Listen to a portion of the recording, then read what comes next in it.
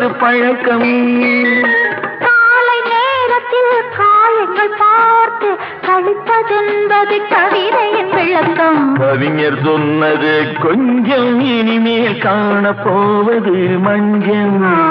கவிஞர் சொன்னது கொஞ்சம், இனிமேல் காணப்போவது மஞ்சள். இரவுக்கும் பகலுக்கும் இனி என்ன வேலை?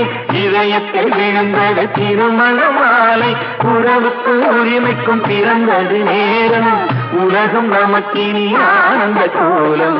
இருவர் என்பதே இல்லை, இனி நாம் ஒருவர் என்பதே உண்மை.